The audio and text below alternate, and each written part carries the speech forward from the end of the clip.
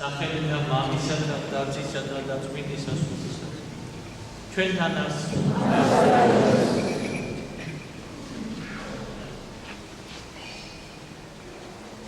ქრისტეს მიერ საყვარელოდ მან და დანო ეს წმინდა წერილმა ჩვენ მოგვითხოვების შესახებ თუ როგორ განკურნა მაცხოვარმა ასისთავის ხოვნით მონა ასისთავისა მოვიდა ასისთავი მასთან როდესაც მაცხოვარი იყო გალილეაში და მას მრავალი ადამიანი გასერყა და სთხოვა რომ განეკურნებინან მისი მონა. ეს მონა ეთქობა ამ ასისთავისთვის იყო ადამიანი დასაფასებელი, ერთგული, შრომელი, გონიერი ადამიანი და მის დაკარგვას ასისთავი განიცდიდა და ამიტომაც მოდის მაცხოვართან როგორც წმინდა ადამიანთან, როგორც ყოვლის მკრობელთან და ყოვლად ძლიერთან. ასეთი იყო მისი შინაგანი აღიარება, რომ ხელეწიფებოდა უფალს მხოლოდ თავისი სიკვდილი განეკურნა სნეული მონა. იმიტომ რომ ეუბნება ასისთავი რომ განკურნე მონა ჩემი რამე თუ მომაკვდავი არის და მაცხოვარი ეუბნება წავიდეთ შესახში და პასუხი ეუბნება ასისთავი რომ უფალო მეც ვარ ადამიანი რომელსაც რაღაც ძალაუფლება გამაჩნია. ვეუბნები ჩემს მონას გააკეთე ეს და ის აკეთებს. ვეუბნები ჩემს დაქვემდებარებულ ადამიანებს ანუ ჯარისკაცებს იქ წადით და წადით. წავლენ მოდით აქეთ და მოდიან აქეთ. და მწამს რომ შენ სიტყვა ბრძანო ეს სიტყვა იქნება საკმარისი რომ განიკურნოს ჩემი მონა. და მაცხოვარი ამბობს რომ ამგვარი საწმროება ებრაელთა შორისაც არ ამბობს. ასეთი იყო წმენა წარმართი ადამიანის ასისთავი წარმართი იყო. მაგრამ ამ დროს იყო ადამიანი სამართლიანი და კეთილი. ასე ახასიათებენ მას თავად ებრაელებიც მაცხოვრის წინში. და მაცხოვარმა დაინახა რა ამ ადამიანის საწმროება. უთხრა წადი რამე თუ განკურნებულ არის მონა შენიდან იმ წამსვე განიკურნა მონა ასისთავის. აი როგორი არის წმენა ადამიანების რომლებიც იმართავენ ღმერთს იმ შეგნებით რომ ღმერთი არის ყოვლის შემძლე. ეს საწმროება ჩვენ არ გაგვაჩნია სამწუხაროდ. ასეთი წმენა ეს ღვთის ჯილდო არის. ღვთის ნიჭია ქრისტეს მიერ საყვარელო. და ჩვენ უნდა ვითხოვოთ ღვთისაგან რომ მოგვეცეთ ჩვენ ამგვარი საწმროება ისე როგორც ამბობს მოციქული პეტრე უფალო შემძინე მე საწმროება. ჩვენ უნდა ვითხოვოთ რომ ღმერთმა მოგცეთ ჩვენ ძლიერი წმენა ღვთის სიტყვისა ღვთის ცნებებისა წმინდა წერილისა და მაშინ ყოველი თხოვნა ჩვენი იქნება ეს პირადი საჭიროების თუ საზოგადო ყველასათვის საჭირო ყოველივე აღსრულდება. იმიტომ რომ ღმერთს ჭეშმარიტად ძალობს. და თუ დღეს ჩვენ არ გავაჩინე ასეთი სათქმულება, ჩვენ უნდა ვიცოდეთ, რომ არსებობს ასეთი მდგომარეობა და მისკენ უნდა მივისწრაფოთ. და თუ გვინდა რომ შევიცინოთ ეს სათქმულება, მაშინ უნდა ვითხოვოთ ღვთისაგან, რომ ღმერთმა მოგცეს ჩვენ ამგვარი რწმენა და ამ მის მოსაპოვებლად კი უნდა ვიცოდეთ, რომ ყველაზე მეტად და აუცილებელი პირობა არის და ყველაზე მეტად გამხმარე არის უფლის სიტყვის შესრულება, ღვთის ცნებების შესრულება. ამას უნდა ვცდილობდეთ ქრისტეს მიერ საყვარელად. მე მოგიყვებით თქვენ ერთ მაგალითს, რომლის მომწრე მე თვითონ ვარ, როგორ განკურნა სიტყვა ავანტოპი ბავშვი. დღეს თანაც არის სკოლა პეჩორის მონასტრის წმინდანთა ხსენებაც. და ეს მოხდა სკოლა პეჩორის მონასტერში. იქ მოღვაწეობდა ბოლო დროის ერთ-ერთი გამორჩეული სულიერი მოღვაწე არქიმანდრიტი იოანე ქრისტიანი. მამა იოანესთან ღვთისწყალობით მე რამოდენიმე წლის განმავლობაში მქონდა წერილობითი ურთიერთობა ჯერ კიდევ აფხაზეთში ყოფნისას და ასევე მქონდა შესაძლებლობა მისი ფიზიკური დანახვის, გაცნობის და ლოცვა-კურთხევის აღების მონასტერში წასვლის თაობაზე. და აი ამ შეხვედრისას ჩასული ვიყავით ჩვენ რამოდენიმე ადამიანი, მე და ჩვენი ოჯახის წევრები, ზოგი მათგანი. ჩასული ვიყავით სკოლა პეჩორის მონასტერში და მამა იოანეს უნდა შეხვედრილი ვიყავით. ველოდებოდით წინა კარში.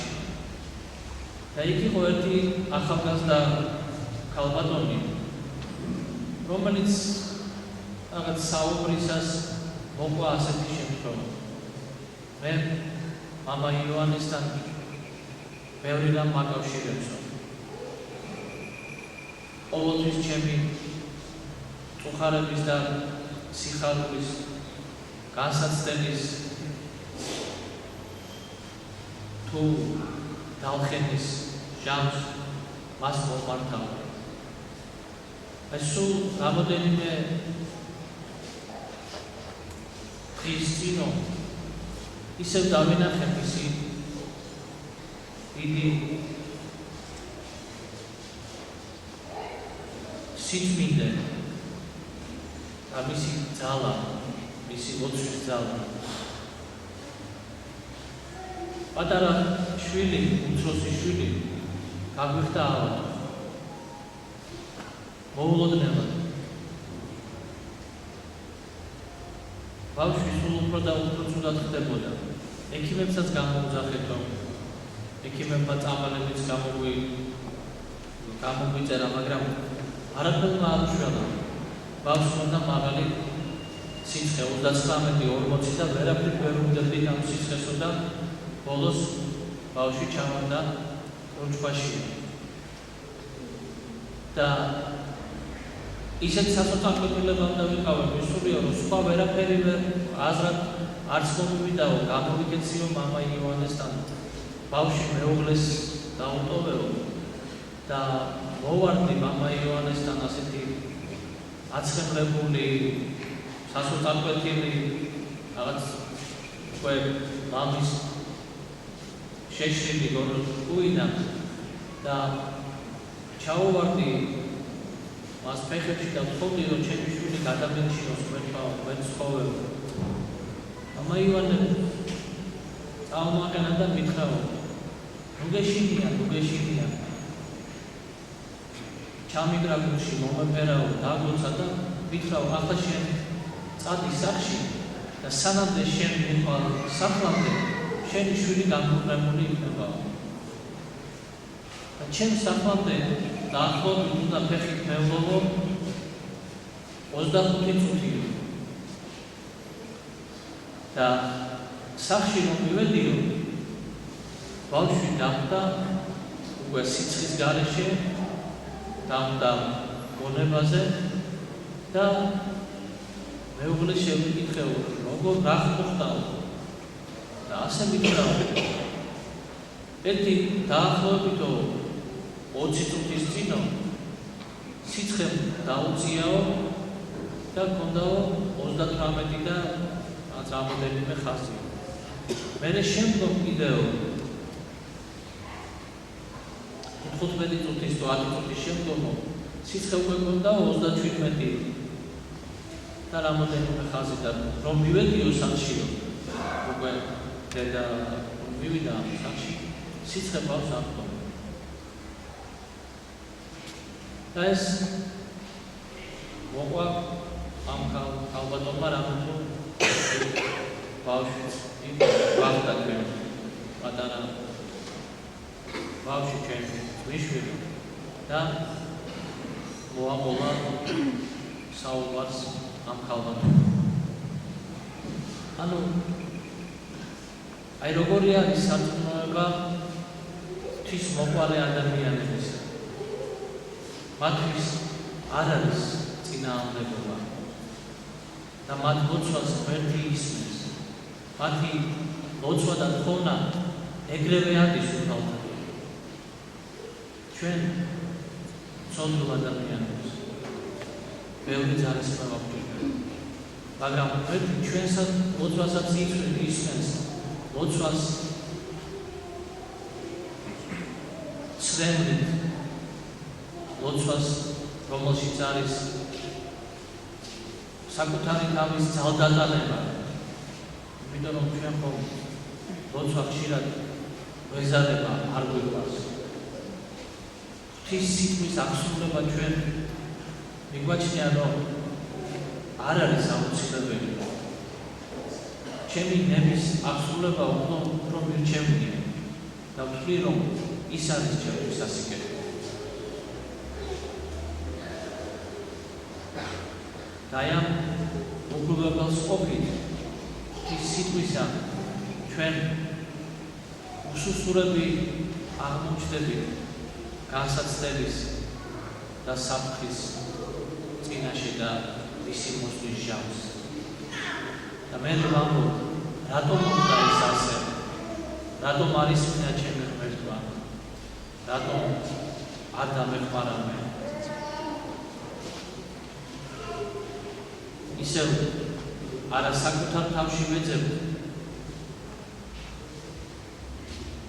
დანაშაულს, არამედ ჩვენს გარეთ და ღმერთსაც კი ვაბრალებ და ვაბადებ.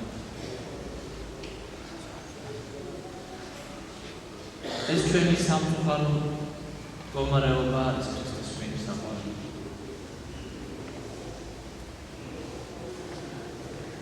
მაგრამ ჩვენ გვაქვს ისევ და ისევ ღვთისწყალობით მოცემული სინანული, რომ მოვიქცეთ უფლის მიმართ და თუნდაც ვთქვათ, რომ ღმერთო, შემიდე მე ცოდვილს, ჩემი შეცოდებანი, ჩემი შეცნობები, ჩემი არასწორობა და კი არც ჩემი წმენა, არც ჩემი ცხოვრების წესი, არც ჩემი გონება გული არ არის გამთბარი შენი სიყვარული ათჩემი რწმენა არის ძლიერი და ცხოვრების წესი არ შეესაბამება შენ ცნებებს, მაგრამ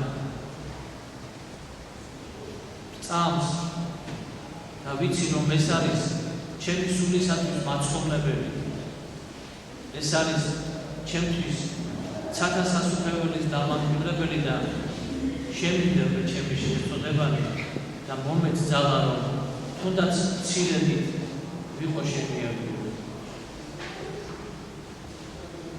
ღმერთი მოგცემ ჩვენ ამის ძალას და მცირედის შემდგომ უფრო მეტის ძალასაც მოგცემს. მაგრამ უნდა ვიცოდეთ რომ ღმერთი მოგცემს და გვაძლევს ჩვენ და არა ჩვენ მოვიპოვებთ ამას. ყველაზე დიდი ცოდვა ის წინაშე არის ამპარტავანება. ამპარტავანებით ადამიანები მერე უკვე ვარდებიან სხვადასხვა ცოდვებში, სხვადასხვა სივრცეში და შორდებიან ღმერთს, ძალიან შორდებიან. ამიტომაც უპირველეს ყოვლისა ღმერთმა დაგვიცვა ჩვენ ყველანი ამპარტავანებისა.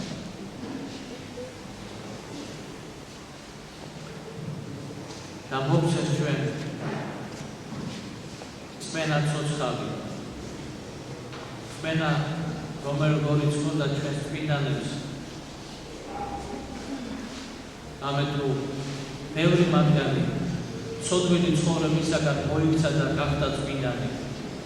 ბევრმა შეინანა დაუტევა უსჯულოება, დაუტევა წარმართობა, დაუტევა ყველანაირი წუთისოფლის სიამოვნება და დიდება და გახდა მოწამე. ქრისტეს გამო, ქრისტესთან ყოფნის სურვილის გამო.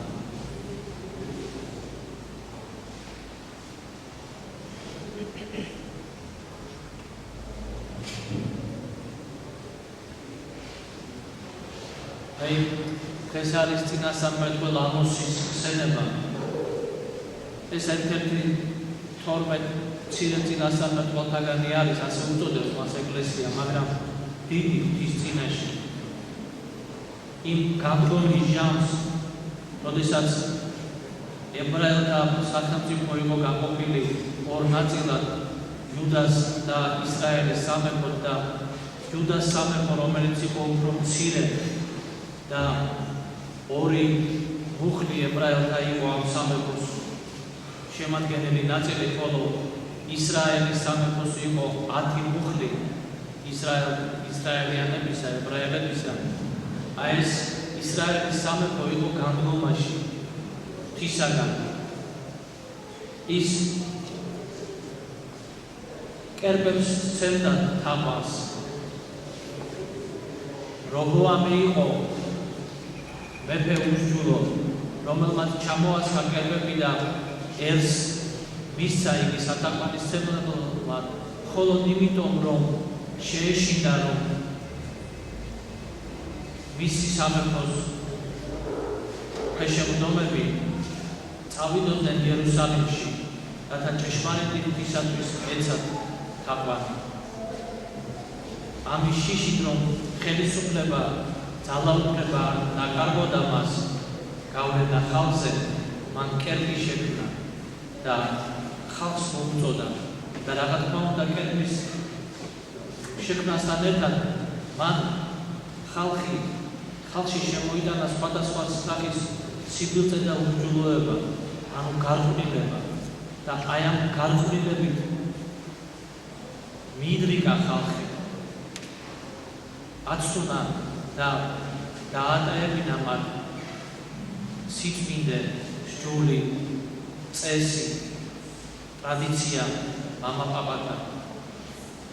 გარყვნილებით დაატოვებინა და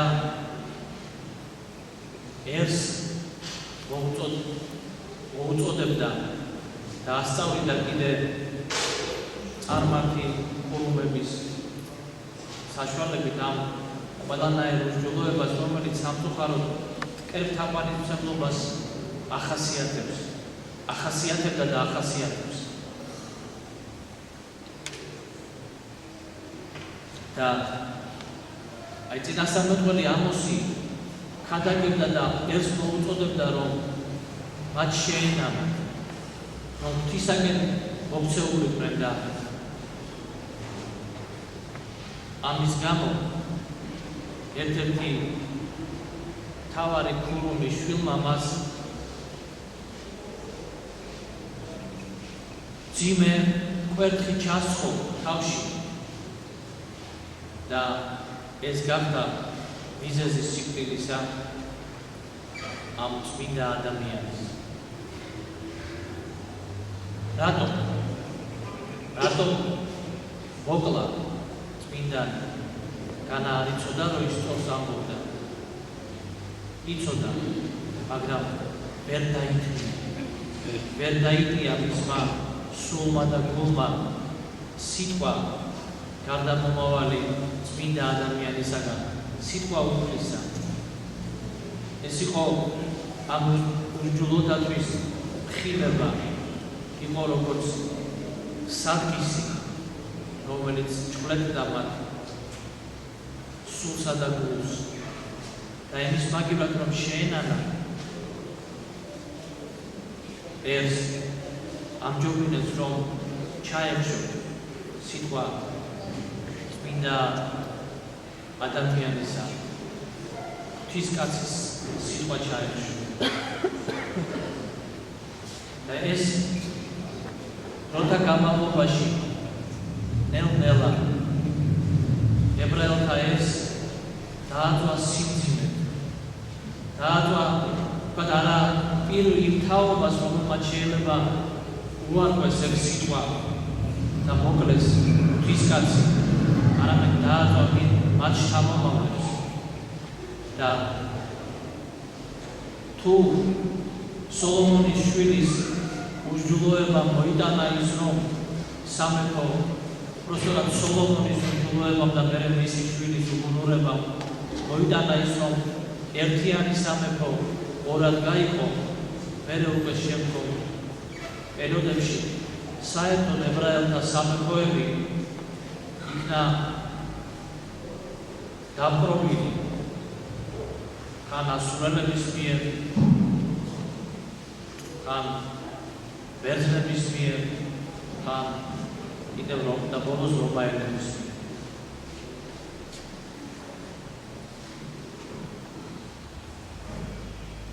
ასეთი არის შედეგი ღვთის სიტყვის უარყოფისა ქრისტეს მიერ საყვარელად. შეიძლება თაობამ, რომელმაც უარყო ღვთის სიტყვა, ეს სიმძიმე ვერც კი იწვიოს ბოლომდე, მაგრამ შემდგომ თაობებს, შვილებს, მათ შვილებს ეს სიმძიმე დააწვება.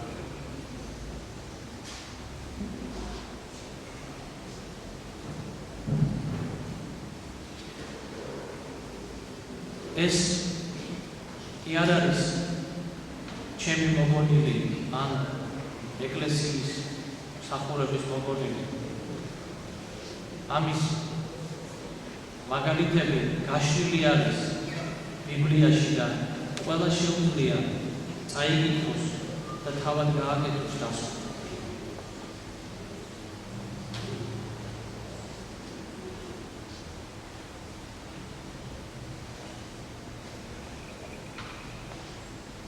მე დღეს ვფიქრობდი, ახლა რასაც ვიტყვი იმაზე მესაუბრად თუ არა, მაგრამ თვლი რომ უნდა ვსვა, იმიტომ რომ რამოდენიმე სიტყვა, რომელიც მოსმენილმა შემაშფოთა და ვიტყვი რომ რას პირველი რას ეხება ეს და მეორე კიდე იმ სიტყვებს, რომელთაც შემაშფოთეს.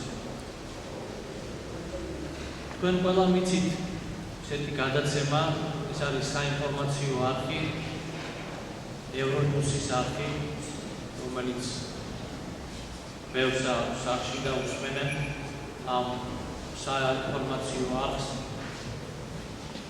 ამ არხმა გადმოსცა, რომ ამერიკის შეერთებულ შტატებში, მთელს ამერიკის შეერთებულ შტატებში იქნა დაშვებული ერთსქესიანი ქორწინება. რა თქმა უნდა, ამერიკა არ არის ერთადერთი ქვეყანა, რომელშიც ეს კანონი მიიღეს. არიან ევროპის ქვეყნები, სხვა ქვეყნებიც არიან ლათინური ამერიკისა. ამერიკაში აქამდე ეს კანონი არსებობდა, იყო, მაგრამ იყო სხვადასხვა შტატებში. ეს არის ფედერალური კანონი. დაიმოხდა მსჯელობა იმჯერა უზენაესმა სასამართლომ თუ საკონსტიტუციო სასამართლომ შეიძლება შემეშამოს და 5-4-ის წინააღმდეგ, ანუ 5 იყო მომხრე და 4 არ იყო მომხრე, ეს კანონი იქნა მიღებული და როგორც დემოკრატიული პრინციპების მქონე სახელმწიფო უმრავლესობის გადაწყვეტილება პროვინციების სასამართლოს წევრები მიიღო უკვე თელმა იურიდიულმა სისტემამ და გახდა ეს სახელმწიფო კანონი. რა თქმა უნდა, ამერიკა იყო ქვეყანა და არის, რომელიც დემოკრატიის მაგალითებს სხვებს აჩვენებდა და ასწავლიდა. დემოკრატიის პრინციპი არის, რომ გაგონილი იყოს ნებისმიერი სხვა, თუნდაც ერთი ადამიანისა, ვინც არის საზოგადოების წევრი, მაგრამ მმართველობა ხორციელდება უმრავლესობის მოთხოვნის მიხედვით.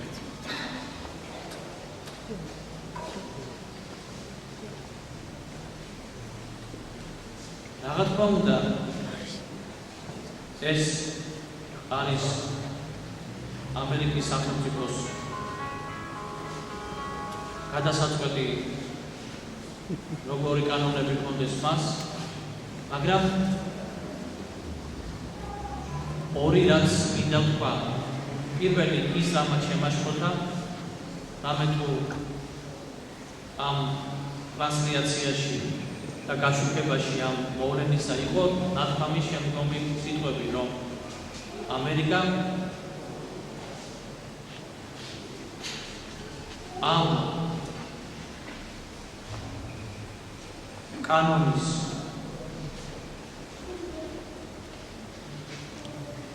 მიღების რეკომენდაციას გაუწევს სხვა ქვეყნებსაც.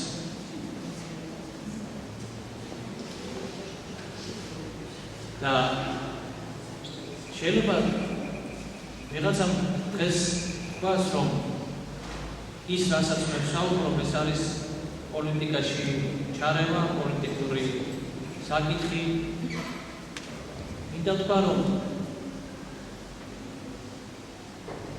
არავის საქართველოს ეკლესიის არც ერთ წევრს, მინდა ვთქვა, გარდა შეიძლება ვიღაცა იყოს არასწორად მოაზროვნე,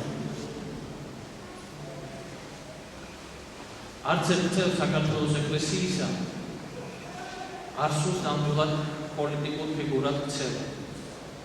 არც პოლიტიკური თანამდებობის ქონა, არც საპარლამენტო არჩევნებში მონაწილეო კენჭისყრა, მაგრამ როგორც ძალებს იოანე ბატონიშვილი, რომ პოლიტიკა ეს არის არჩევანი ცხოვრების წესისაო და პირიქით რომ ვთქვათ, ის წესი ცხოვრებისა, რომელსაც ჩვენ ავირჩევთ, შესაძლებელი იქცეს ჩვენთვის პოლიტიკა, აქედან გამომდინარე, მინდა ვთქვა, ანუ ვინ აირჩევს, საზოგადოება აირჩევს, არა? ყველანი ჩვენ ერთად. ან და აქედან გამომდინარე, მინდა ვთქვა, რომ როგორც საზოგადოების წევრი, მოქალაქე და როგორც სასულიერო პირი, ვარ შეშფოთებული, რამე თუ ყველამ ვიცით, ამერიკის შეერთებული შტატების დიდი ავტორიტეტისა და მისი დიდი გავლენის ქონის შესახებ თანამედროვე სამყაროში. და დღეს ამერიკის შეერთებული შტატები არის საქართველოს მეგობარი ქვეყანა, რომელიც გვეხმარება ჩვენ ბევრ რაღაცაში, მაგრამ შემაშფოთა ამ სიტყვებმა, რომელიც მოგახსენეთ და ნამდვილად არ ვისურვებდი, რომ ეს რეკომენდაცია ისეთი პატარა ქვეყნისათვის, როგორიც ჩვენ ვართ, საქართველოს როგორიც არის და ისეთი მცირე მოსახლეობისათვის, როგორიც არის დღეს საქართველოში 4 მილიონამდე ვართ სულ ცხოვრები საქართველოში, რომ ეს რეკომენდაცია და იქცეს დაშინებულ მოთხოვნად.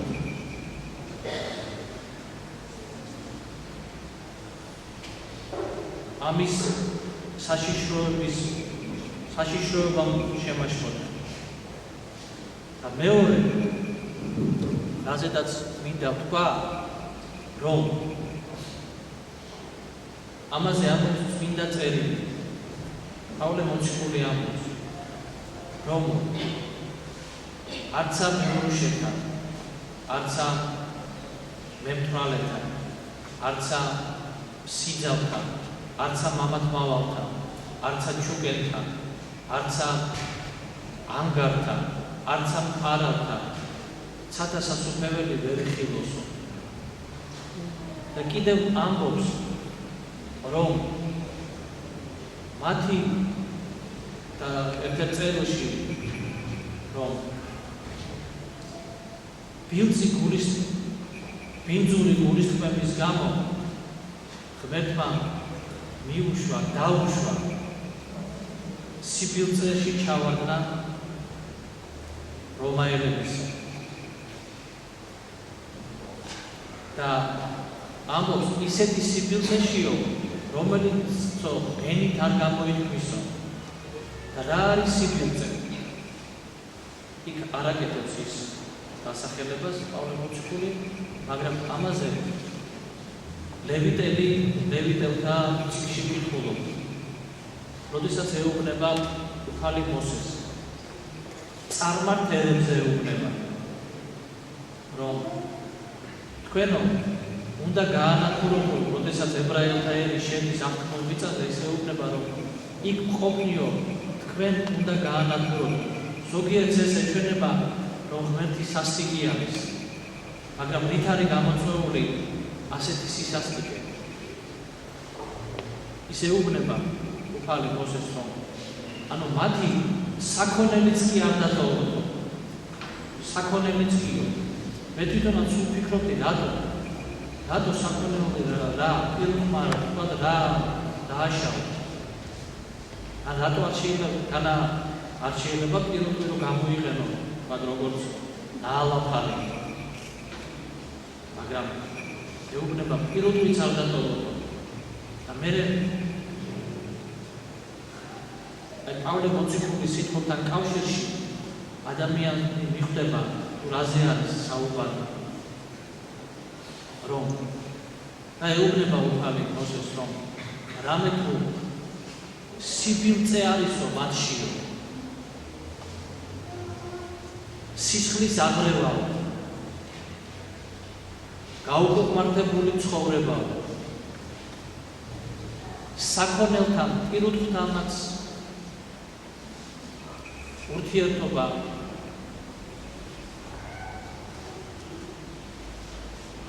დაძმის აღრევაო სისხლის აღრევაო და ანუ თვითონ ეს საქონელიც კი წაბილწული იყო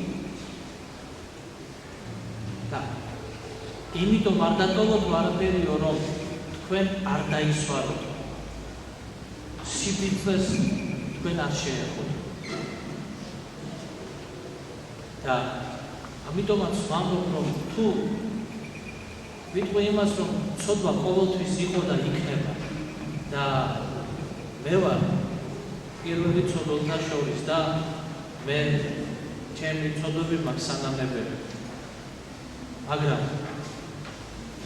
სხვა არის როდესაც აი რომში რო ავიღოთ ბევრი იყო შემთხვევები როდესაც და არა მარტო რომში მერეც სამწუხაროდ ამას ქრისტიანულ სახელმწიფოებში ვხედავ მაგრამ რომში იყო განსაკუთრებულად როდესაც ტახტის გამო ძალაუფლების გამო შვილი კლავდა თავის მშობელს ამ პირიქით მშობელი კლავდა თავის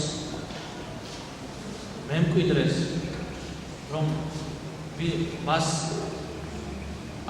მშობლისთვის ტახტი არ წაერთვიდა მაგრამ ხო არ გამოცემულა კანონი რომ შვილებმა მშობლები დახოცეთო ამ მშობლებმა შვილები დახოცეთო ისეთი მშობლები რომლებიც მემკვიდრეობას და ქონებას არ იტოვებენ ან ისეთი შვილები დახოცეთ რომელიცაც თქვენი ქონება უნდა ხელში ჩაიგდონ კანონი ხო არ გამოცემულა ან თუ რომელიმე სისხლით აღერეოდა ან იქორწინებდა თავის დაზე კანონს ხო არ გამოსცემდნენ რომ ყველა თქვენი დები მოიყვანეთ ცოლად კანონი არ გამოდიოდა ეს იყო უსჯულოება და ცოდვა ამა თუ იმ ადამიანისა დიახ ძალიან საშიში იმიტომ რომ ხელისუფალ მიბაძავდნენ მერე სხვანაც მაგრამ იურიდიული კანონი სულ სხვა მდგომარეობაში აყენებს ცოდვას სულ სხვა მდგომარეობაში აყენებს ეს უკვე დაკანონებული ცოდვაა და ამიტომაც ვამბობ რომ ასეთი დაკანონება ცოდვისა ეწინააღმდეგება ბიბლიას ეწინააღმდეგება ბიბლიურ პრინციპებს და მე არ ვიცი შეიძლება ის ვინც ამ კანონს შეეწინააღმდეგება შეერთებულ შტატებში შეიძლება გამოაცხადონ კანონ გარეშე გამოაცხადონ კანონის დამრღვევად ან ცოტა ხანში გამოაცხადონ გიჟად და გადარეულად ან კიდევ უფრო შორს წავიდნენ რაღაცები და პირიქით შესწავლონ ბიბლიური ცნებები და სხვანაირად განმარტონ და მოგვაწოდონ ჩვენ მაგრამ ის რაც 5000 წელია რაც ასე აღიქმებოდა და ისწავლებოდა და ასე იცოდა ეს ებრაელმა მუსულმანმაც დღესიც და ქრისტიანმაც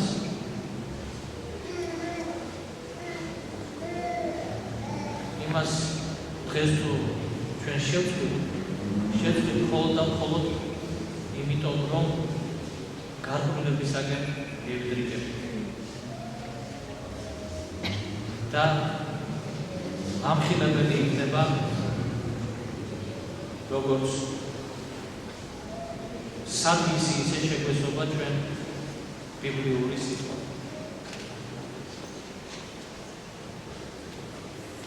მაგრამ ამავე დროს მინდა ვთქვა, რომ ახარებს ის, რომ თუნდაც იმ 9 მოსამართლეში 4 იყო სხვაგვარი მოსაზრების და ამერიკის პრეზიდენტის საპრეზიდენტო კანდიდატებმაც გამოთქვეს თავიანთი აზრი და თქვეს, რომ ეს უნდა გადაეწყვიტა ერთ-ერთმა თქვა, რომ უნდა გადაეწყვიტა ყოველ შტატს და მეორემ ის საერთოდ თქვა, რომ ვერასოდეს ვერ იქნება ერთსქესიანი ქორწინება ბუნებრივი, იმიტომ რომ ბუნებით მერტმა შექმნა მამაკაცი და დედაკაცი, შექმნა ურთიერთსიყვარულისათვის და შექმნა გამრავლებისათვის.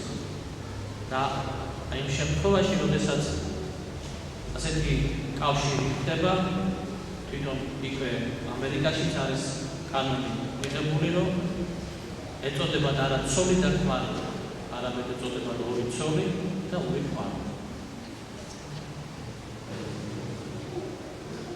და არც ის არის, რომ არა დედა და მამა, არამედ ორი მშობელი. მშობელი პირველი, მშობელი მეორე.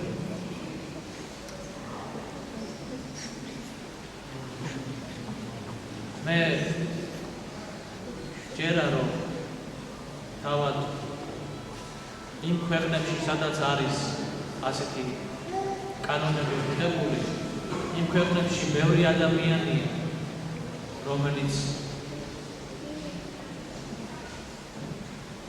რომლისათვის ძვირფასი არის ბიბლიური ჭეშმარიტება, რომელიც ბუნებით სჯულს აღიარებს და იცავს და მისდევს მას.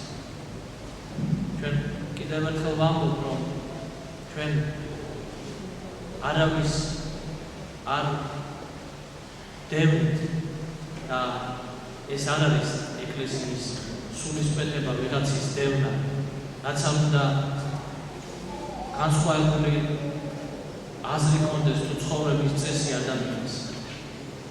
ჩვენ პირიქით ცოდნოს მოუწოდებ მოვიდეს და შეინანოს ღვთის წინაშე და იქნება ჩვენი ძმა და იქნება ჩვენი და ღვთისგან შეყვარებული და ჩვენგანაც შეყვარებული. მაგრამ ამავე დროს ჩვენ ვალდებულად ვთვლით, რომ ჩვენი სამწყსო გავამხილოთ, იმიტომ რომ არ დაიბნეს და რაღაც ბიბლიური ჭეშმარიტების საწინააღმდეგოდ შემოთავაზებული თითქოს დღევანდელი ჭეშმარიტება არ მიიღოს უცილობო ჭეშმარიტებად, არ მიიღოს სისწორედ ღვთის წინაშე და ამას ვაკეთებ იმიტომ, რომ სულის ცხოვრება ჩვენთვის არის ყველაზე მნიშვნელოვანი სურვილი, არა მხოლოდ საკუთარი სულისა, არამედ ეკლესიის ყველა წევრისა და საერთოდ ყველა ადამიანის. მერტმა დაგოწვა ქრისტეს მიერ ღვთის მადლი და წყალობა იყოს თქვენთან და სრულიად საქართველოსთან. ამინ.